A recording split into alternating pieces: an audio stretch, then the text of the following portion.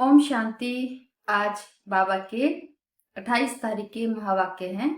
बाबा ने कहा, मीठे बच्चे, अभी ड्रामा का चक्कर पूरा होता है। तुम्हें सिर खंड बनकर नई दुनिया में जाना है।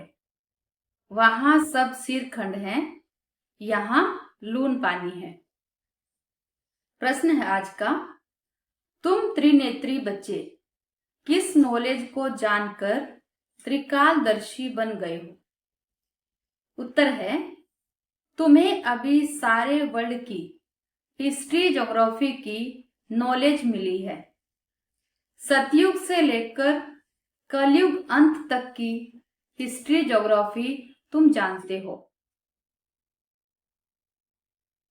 तुम्हें ज्ञान का तीसरा नेत्र मिला है कि आत्मा एक शरीर छोड़ दूसरा लेती है।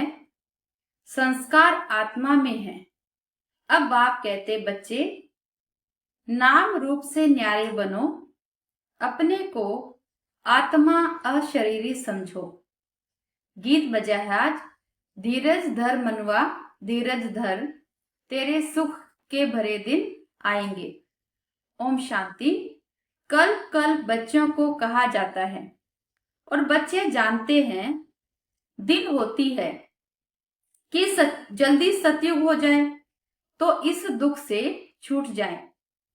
परंतु ड्रामा बहुत धीरे धीरे चलने वाला है। बाप धीरज देते हैं, बाकी थोड़े रोज हैं। बड़ों बड़ों द्वारा भी आवाज सुनते रहेंगे। दुनिया बदलनी है। जो भी बड़े बड़े हैं, पोप जैसे, वह भी कहते हैं दुनिया बदलने वाली है। बाबा कहते, अच्छा फिर पीस कैसे होगी? इस समय सब लून पानी है। अभी हम सिरखंड हो रहे हैं। उस तरफ दिन प्रतिदिन लून पानी होते जाते हैं। आपस में लड़ झगड़ कर खत्म होने वाले हैं। तैयारियां हो रही हैं। यह ड्रामा का चक्कर अब पूरा होता है। पुरानी दुनिया अब पूरी होती है। नई दुनिया की स्थापना हो रही है।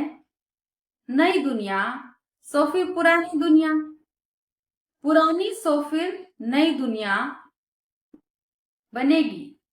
इसको दुनिया का चक्कर कहा जाता है, जो फिरता रहता है। ऐसे नहीं, लाखों वर्ष बाद पुरानी दुनिया नहीं होगी। नहीं, तुम बच्चे अच्छी रीति जान चुके हो, भक्ति बिल्कुल ही अलग है। भक्ति का कनेक्शन रावण के साथ है। ज्ञान का कनेक्शन राम के साथ है। यह तुम अभी समझ रहे हो। अभी बाप को बुलाते भी हैं, हे पतित पावन आओ, आकर नई दुनिया स्थापन करो। नई दुनिया में जरूर सुख होता है। अब बच्चे छोटे अथवा बड़े सब जान गए हैं कि अब घर चलना है। यह नाटक पूरा होता है। हम फिर से सतयुग में जाएंगे। फिर 84 जन्मों का चक्कर लगाना है। स्व आत्मा को दर्शन होता है सृष्टि चक्र का, अर्थात आत्मा को ज्ञान का तीसरा नेत्र मिला है। उसको कहा जाता है त्रिनेत्री। अभी तुम त्रिनेत्री हो और सभी मनुष्यों को यह स्थूल नेत्र है। ज्ञान का नेत्र कोई को नहीं है।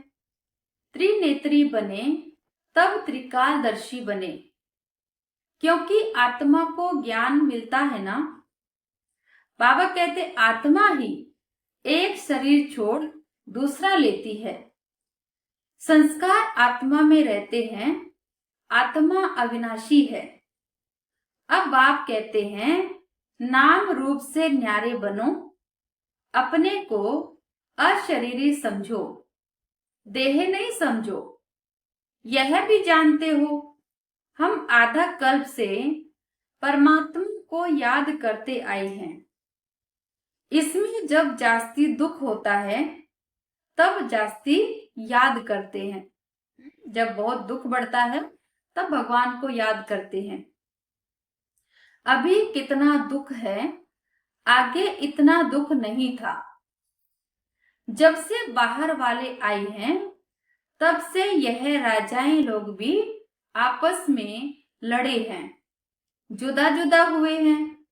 सतयुग में तो एक ही राज्य था, एक राज्य, एक भाषा, एक धर्म, तो वहां कोई झगड़े की बात नहीं थी।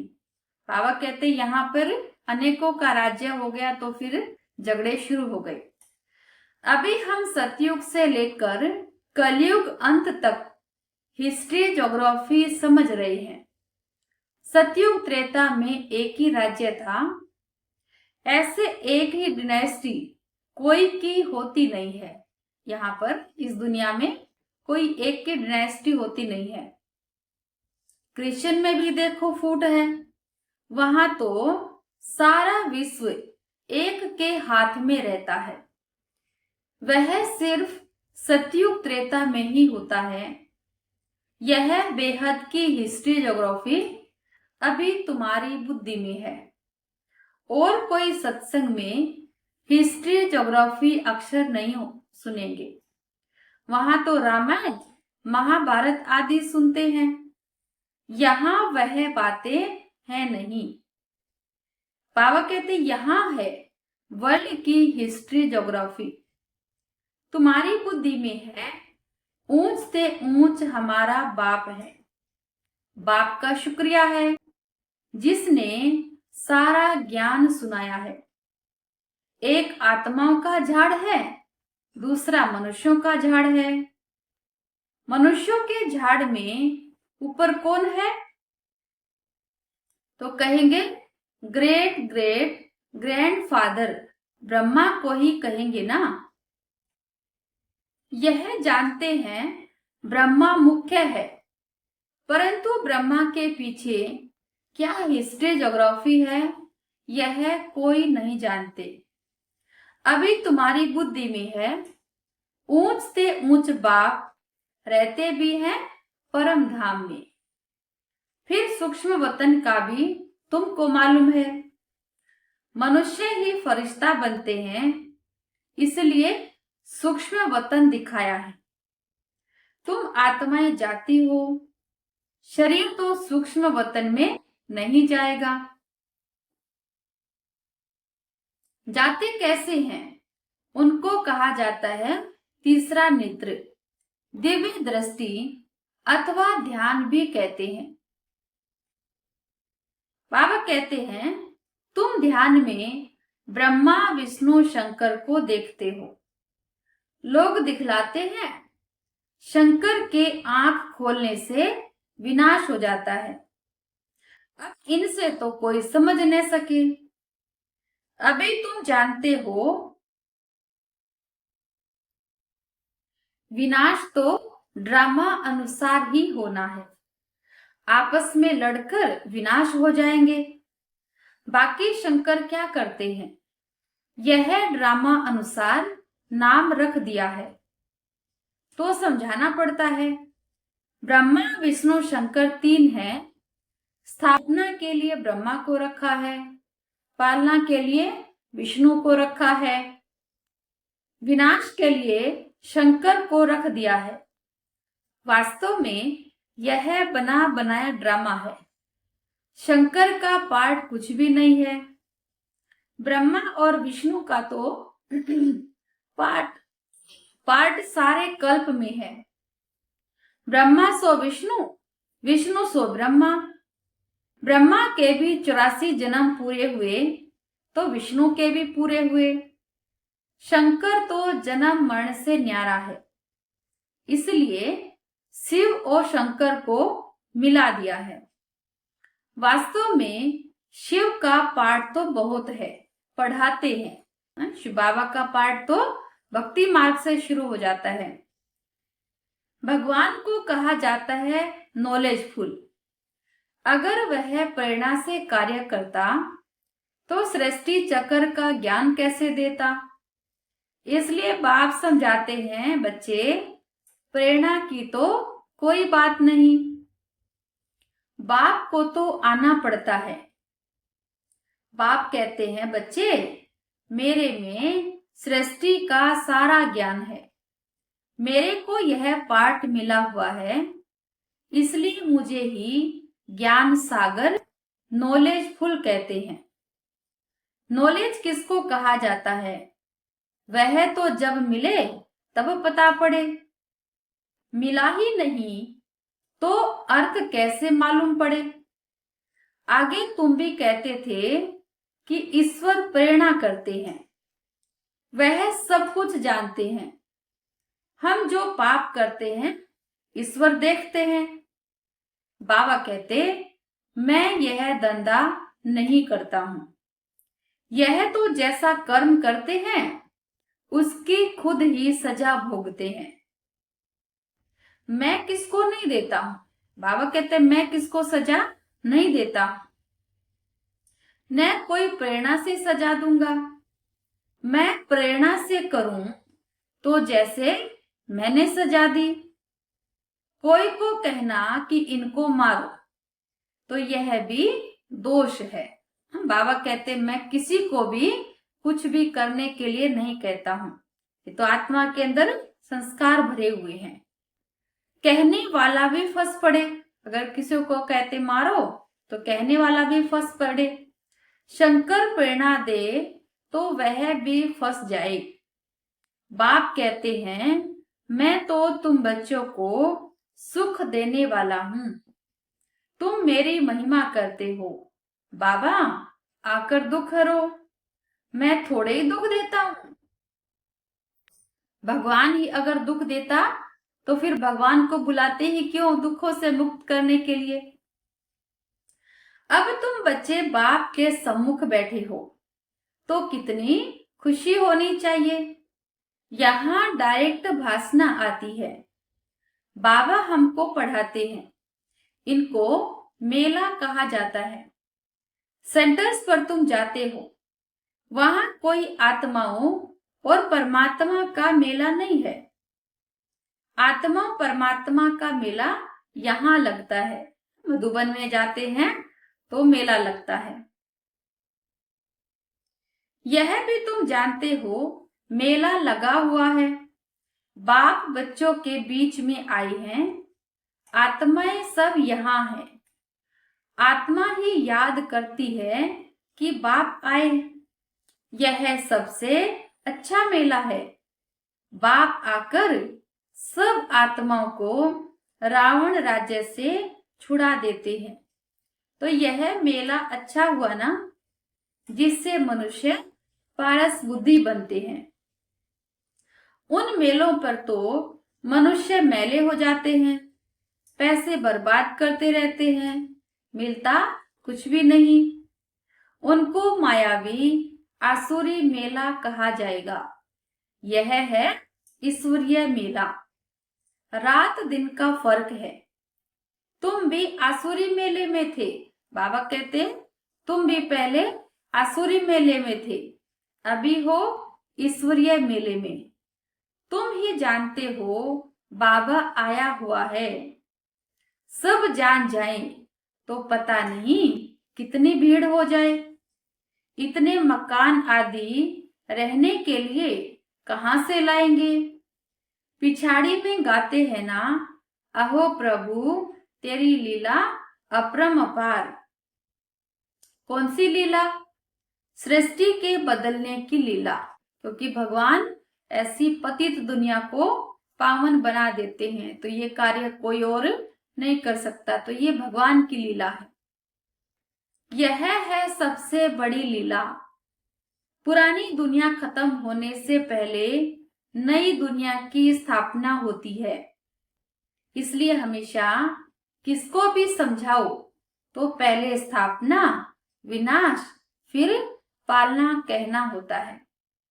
जब स्थापना पूरी होती है तब फिर विनाश शुरू होता है, फिर पालना होगी।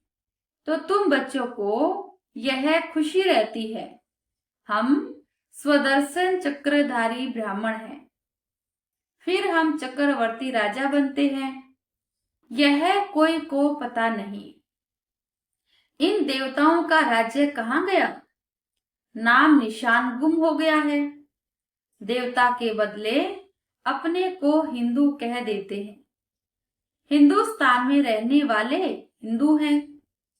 लक्ष्मी नारायण को तो ऐसे कभी नहीं कहेंगे। उन्हों को तो देवता कहा जाता है। बाबा कहते, अब इस मेले में ड्रामा अनुसार तुम आए हो। यह ड्रामा में नूंद है। धीरे धीरे वृद्धि होती जाएगी। तुम्हारा जो कुछ पाठ चल रहा है फिर कल्प बाद चलेगा। यह चक्कर फिरता रहता है। फिर रावण राज्य में असुरी पालना होगी। तुम अभी ईश्वरीय बच्चे हो, फिर दैवी बच्चे, फिर क्षत्रिय बनेंगे। तुम जो अपवित्र प्रवृत्ति मार्ग वाले बन गए थे, सो फिर पवित्र प्रवृत्ति वाले बनते हैं। है तो यह भी दैवी गुण वाले मनुष्य ने। बाकी इतनी भुजाएं आदि दे दी हैं। विष्णु कौन है यह कोई बता न सके। महालक्ष्मी की भी पूजा करते हैं। जगदम्बा से कभी धन नहीं मांगते। धन जास्ती मिल गया तो कहेंगे लक्ष्मी की पूजा की, इसलिए उसने भंडारा भर दिया। यहाँ तो तुम जगत अम्बा से पा रहे हो, इसलिए परमपिता परमात्मा शिव द्वारा देने वाला वह है। तुम बच्चे बाप दादा से भी लकी हो। देखो जब जगदम्बा का कितना मेला लगता है, ब्रह्मा का नहीं। ब्रह्मा को तो एक ही जगह बिठा दिया है। अजमेर में बड़ा मंदिर है। देवियों के मंदिर बहुत हैं, क्योंकि इस समय तुम्हारी बहुत महिमा है। तुम भारत की सेवा करते हो। पूजा भी तुम्हारी सबसे जास्ती होती है।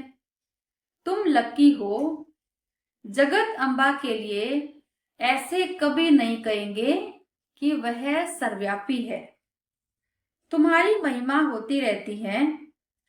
ब्रह्मा विष्णु शंकर को कभी सर्वव्यापी नहीं कहेंगे। शिव बाबा कहते हैं, मुझे कह देते कण कण में है। तुम्हारी तो कितनी ग्लानी करते हैं। बाबा को कण कण में कहना अर्थात शिव बाबा की ग्लानी करना है। बाबा कहते तुम्हारी मैं कितनी महिमा बढ़ाता हूं। भारत माता की जय कहते हैं ना। भारत माता तो तुम हो ना, धरनी नहीं। धरनी आदि जो अब तमो प्रधान है, सतयुग में सतो प्रधान हो जाती है। इसलिए कहते हैं देवताओं के पैर पतित दुनिया में नहीं आते। जब सतो प्रधान धरनी होती है तब आते हैं। तो देवता कभी भी पतित दुनिया में नहीं आ सकते। अभी तुमको सतो प्रधान बनना है। श्रीमत पर चलते बाप को याद करते रहेंगे तो ऊंच पद पाएंगे। यह ख्याल करना है। याद करेंगे तो विकर्म विनाश होंगे। श्रीमत मिलती रहती है। बाबा को याद करने की श्रीमत मिलती रहती है। बाबा कहते हैं सतयुग में तो तुम्हारी आत्मा पवित्र कंचन हो जाती है, तो शरीर भी कंचन मिलता है। सोने में खाद पड़ती है तो फिर जेवर भी ऐसा बनता है। आत्मा झूठी तो शरीर भी झूठा। खाद पड़ने से सोने का मूल्य भी कम हो जाता है। तुम्हारा मूल्य अब कुछ भी नहीं है। पहले तुम विश्व के मालिक 24 कैरेट थे, अभी 9 कैरेट कहेंगे। यह बाप बच्चों से रो रिहान करते हैं। बच्चों को बैठ फैलाते हैं। जो तुम सुनते सुनते चेंज हो जाते हो, मनुष्य से देवता बन जाते हो। बाबा कहते वहां हीरे जवाहरातों के महल होंगे। स्वर्ग तो फिर क्या, वहां के सुबरेस आदि भी तुम पीकर आते हो। वहां के फल ही इतने बड़े बड़े होते हैं, यहाँ तो मिल न सके। पानी आया मुख में। बाबा कहते वहां के फल तो बहुत बड़े बड़े, बहुत मीठे रसीले होंगे, वैसे फल यहाँ नहीं मिल सकते। अभी तुम प्रैक्टिकल में जाते हो। यह है आत्मा और परमात्मा का मेला। इनसे तुम उज्जवल बनते हो। तुम बच्चे जब यहाँ आते हो तो फ्री हो। मधुबन की बात बाबा कर रहे हैं। वहां जाते हैं तो बच्चे फ्री होते हैं। घर बार धंधे आदि का कोई फुरना नहीं है। तो यहाँ तुमको याद की यात्रा में रहने का चांस अच्छा है। वहां तो घर घाट आदि याद आता रहेगा। यहाँ तो कुछ है नहीं। रात को 2 बजे उठकर यहाँ बैठ जाओ। सेंटर पर तो तुम जा नहीं सकते रात को। यहाँ तो सहज है। शिव बाबा की याद में आकर बैठो और कोई याद न आई। यहाँ तुमको मदद भी मिलेगी। बाबा कहते सवेरे सो जाओ फिर सवेरे उठो, है ना। जल्दी सो जाओ और जल्दी उठो। 3 से 5 बजे तक आकर बैठो। बाबा भी आ जाएंगे। बच्चे खुश होंगे। बाबा है योग सिखलाने वाला, यह भी सीखने वाला है। तो दोनों बाप और दादा आ जाएंगे। फिर यहाँ और वहां योग में बैठने के फर्क का भी पता पड़ेगा। यहाँ कुछ भी याद नहीं पड़ेगा। इसमें फायदा बहुत है। बाबा राय देते हैं यह बहुत अच्छा हो सकता है। अब देखें, बच्चे उठ सकते हैं। कईयों को सवेरे उठने का अभ्यास है। बाबा कहते तुम्हारा संन्यास है 5 विकारों का और वैराग्य है पुरानी दुनिया से। अच्छा, मीठे मीठे सिक्की लदे बच्चों प्रति माता पिता बाप दादा का याद प्यार और गुड मॉर्निंग। रूहानी बाप की रूहानी बच्चों को नमस्ते। हम रूहानी बच्चों की रूहानी बाप को नमस्ते। बाबा नमस्ते। धारणा के लिए मुख्य सार है, अभी सृष्टि बदलने की लीला चल रही है, इसलिए स्वयं को बदलना है, सिर खंड होकर रहना है। दूसरा पॉइंट, सवेरे उठकर एक बाप की याद में बैठना है। उस समय और कोई भी याद न आए। पुरानी दुनिया से बेहद का वैरागी बन 5 विकारों का संन्यास करना है।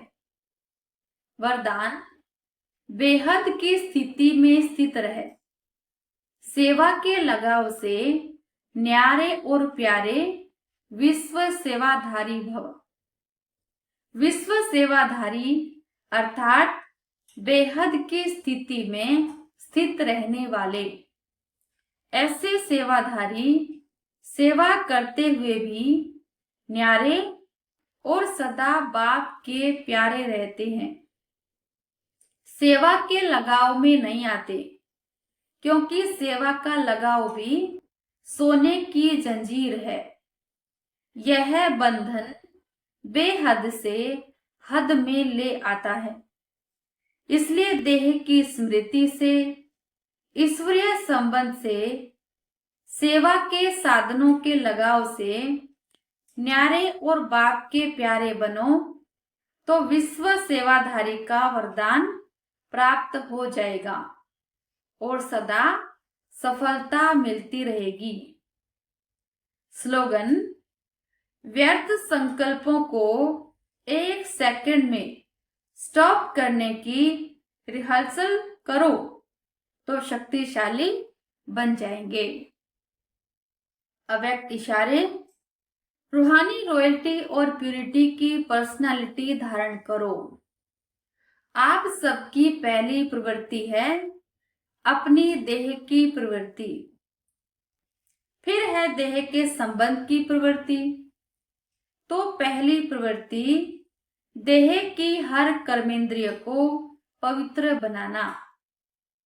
जब तक देह की प्रवृत्ति को पवित्र नहीं बनाया है, तब तक देह के संबंध की प्रवृत्ति चाहे हद की हो चाहे बेहद की हो, उसको भी पवित्र नहीं बना सकेंगे।